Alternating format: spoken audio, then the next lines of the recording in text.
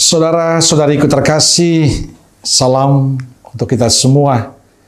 Semoga kasih dan berkat Tuhan melimpah untuk kita hari ini. Minggu 2 November 2025. Gereja mengenang arwah semua orang beriman. Jangan lupa untuk selalu tersenyum.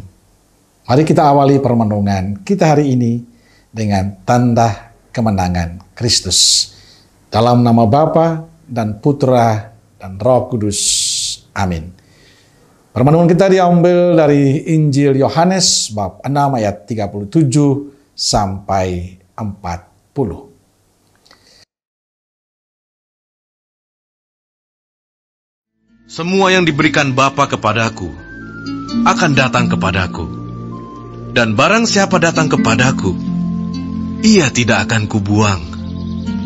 Sebab aku telah turun dari sorga, bukan untuk melakukan kehendakku, tetapi untuk melakukan kehendak Dia yang telah mengutus aku.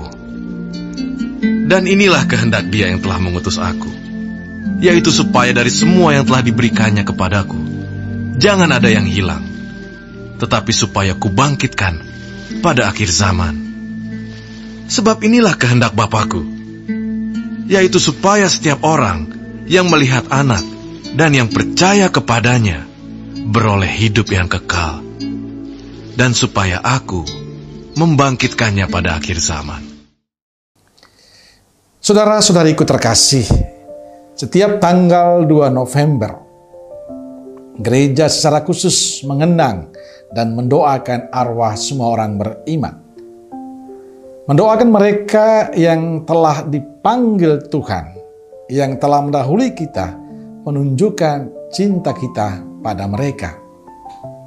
Dalam kitab 2 Makabe pada bacaan pertama yang kita dengarkan hari ini, Yudas Makabe dan anak buahnya mendoakan jenazah pasukan yang gugur dalam medan pertempuran. Perbuatan ini dianggap perbuatan yang sangat tepat karena Yudas memikirkan kebangkitan. Motif dibalik mendoakan orang mati adalah keyakinan, iman, dan harapan akan kebangkitan orang-orang yang percaya kepada Allah. Apalagi banyak orang yang meninggal dalam keadaan sangat saleh. Iman kita akan kebangkitan orang mati tentu harus dipahami dalam konteks iman kita akan Kristus yang bangkit. Injil hari ini memberikan penjelasan dengan sangat baik untuk kita. Dan inilah kehendak Dia yang telah mengutus aku, yaitu supaya dari semua orang yang telah diberikan kepadaku jangan ada yang hilang, tetapi supaya kubangkitkan pada akhir zaman. Sebab inilah kehendak Bapa-Ku, yaitu supaya setiap orang yang melihat Anak dan percaya kepadanya beroleh hidup yang kekal, dan supaya aku membangkitkannya pada akhir zaman. Saudara-saudariku terkasih, perayaan ini adalah perayaan untuk merayakan dan mengucap syukur atas komitmen, janji, dan kehendak Allah sendiri untuk tetap menjaga umatnya yang telah beralih dari dunia ini untuk tidak dibinasakan oleh maut. Allah sendirilah yang menegaskan dan menghendaki agar setiap orang yang diciptakan olehnya dan mengimani Dia tidak ada yang terbuang, tidak ada yang hilang, masuk dalam alam kebinasaan, tetapi semuanya diberikan kebangkitan dan hidup kekal.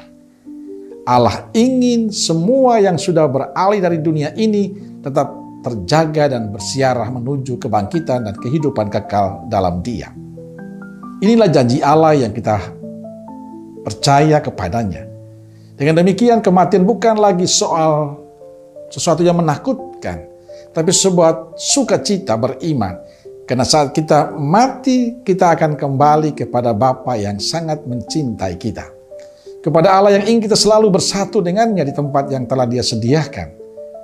Karena itu tugas kita sebagai orang beriman, yakni selalu mendoakan mereka yang sudah meninggal, agar mereka bersatu dengan Bapa di surga.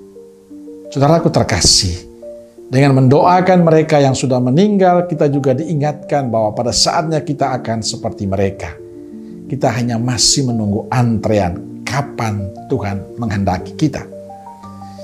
Kita juga tidak perlu takut dan tidak perlu tahu kapan kematian kita terjadi.